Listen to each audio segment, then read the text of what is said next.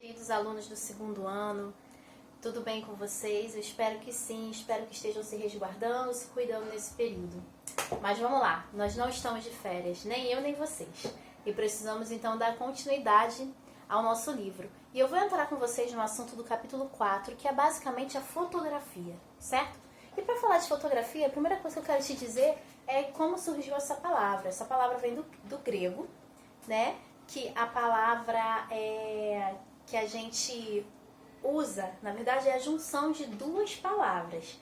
Né? Aqui é a da palavra phos, que significa luz, com a palavra graphis, que significa desenhar, ou seja, desenhar com a luz. É isso que significa a palavra fotografia. E como que surgiu essa ideia da foto, né? da fotografia em si? Há muito antes de quando surgiu a primeira câmera fotográfica, que foi no ano de 1826, muito antes disso, alguns homens, algumas pessoas já utilizavam uma técnica chamada câmara escura. Não é câmera que a gente usa mais o termo câmara escura, que é basicamente uma caixa, né, que ela é toda fechada, com exceção de um orifício, um buraquinho, que precisa ter em uma dessas faces dessa caixa. E qual é a função desse orifício? É ele voltado para um objeto no qual tenha uma luz atrás dele, o reflexo, aquela imagem seja reproduzida na parede contrária do orifício, e essa imagem ela é de cabeça para baixo. O processo das câmeras fotográficas acontece da mesma maneira, né? As primeiras câmeras, as câmeras em si, né? Acontece, vamos dizer que é a mesma técnica, só que de maneira muito mais tecnológica, né? Com os avanços que nós temos.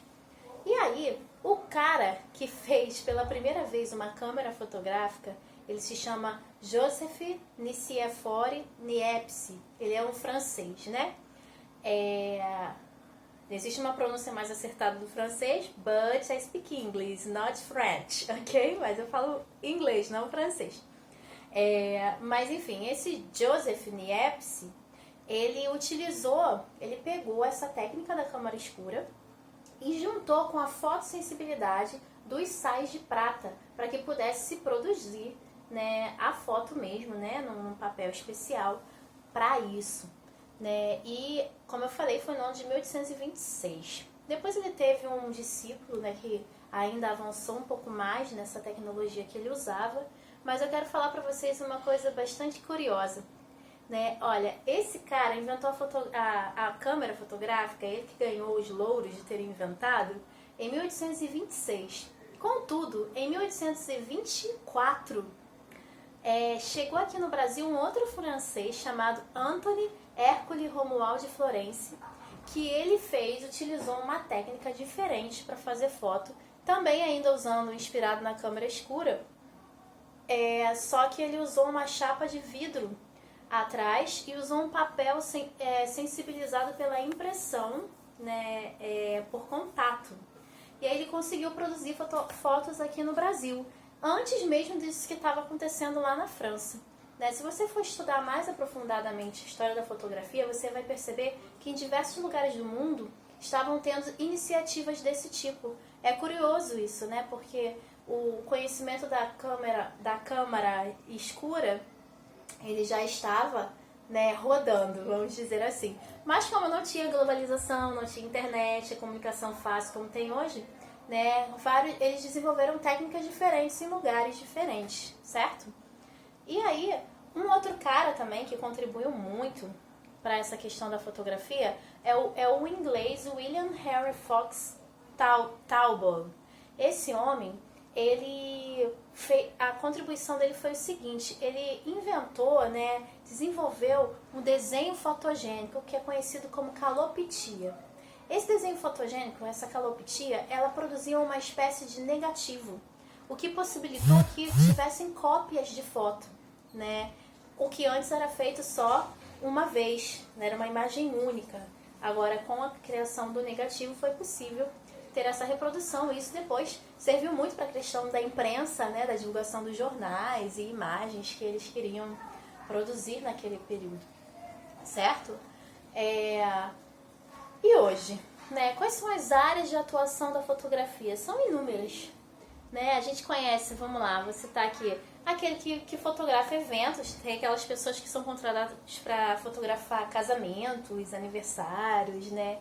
Tem publicidade, tem gerenciamento, tem a área pericial, aqueles que trabalham com investigação, precisam de fotos também, bancos de dados, estúdio fotográfico, fotojornalismo, né? Que é importantíssimo para a divulgação das notícias, e os famosos paparazzi, né? O paparazzi que fotografam os artistas, são fotógrafos independentes que ficam correndo atrás das melhores imagens de pessoas famosas, né? E uma coisa curiosa é que, assim, hoje em dia, com o avanço da tecnologia, a foto se tornou uma coisa muito banal para nós. Nós temos uma câmera fotográfica dentro do nosso celular. É capaz eu consigo dar aula para vocês, né, através do meu telefone celular, porque eu tenho uma câmera que está me filmando aqui. E para chegar na câmera que filma, passou-se antes pela câmera fotográfica. E não precisa mais daquela caixa enorme, a gente não precisa mais ter uma mini câmera escura. Ó, quarentena dá isso. Vizinhos, tá? Eu vou fechar a janela rapidinho. Faz parte, né? Tudo faz parte do show. Vamos ver se melhora. Como eu ia dizendo, né? Antes a gente precisava, nas nossas câmeras fotográficas, carregar na nossa mão mini câmeras escuras. Agora a gente tem isso no celular, né? E com essa questão dessa facilidade com as fotos digitais que nós temos, não existe mais algumas preocupações que se tinham, né? Por exemplo, a seleção do ISO que a gente usava, a abertura do diafragma dentro de uma câmera, né? A preocupação com a posição da luz. A gente ainda se preocupa com a posição da luz, mas existem celulares que ajustam até isso automaticamente, né?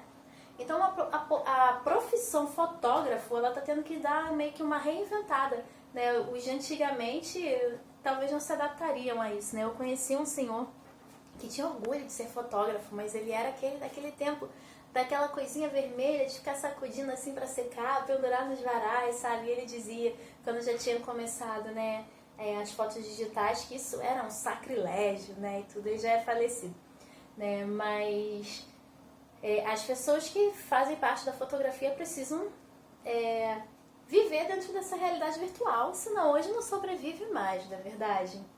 Enfim, e uma outra coisa interessante, né, que é pra gente fechar esse nosso assunto aqui, é em relação, quando a gente vai tirar uma foto, né, de maneira mais assim profissional, a gente precisa ter algumas preocupações, né? Se você quer tirar uma foto de uma paisagem, né, algo do tipo, você precisa se preocupar com o que você quer passar com aquela imagem, porque dependendo das linhas formadas naquele desenho, né, naquela figura que vai estar ali, você traz uma sensação diferente para a pessoa que observa aquela foto. Por exemplo, as linhas horizontais, elas trazem uma sensação de calma, de tranquilidade, de estabilidade.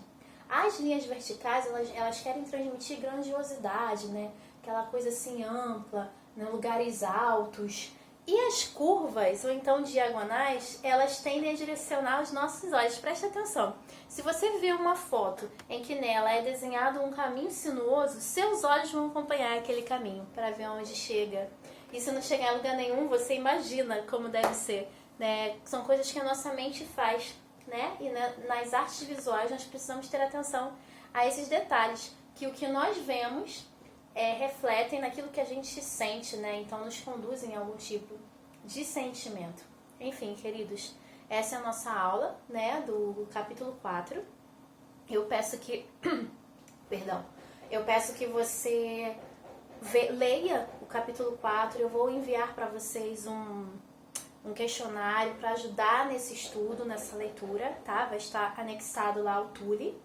E também façam os exercícios do livro. Através do QR Code vocês conseguem ter acesso aos gabaritos desses exercícios do livro.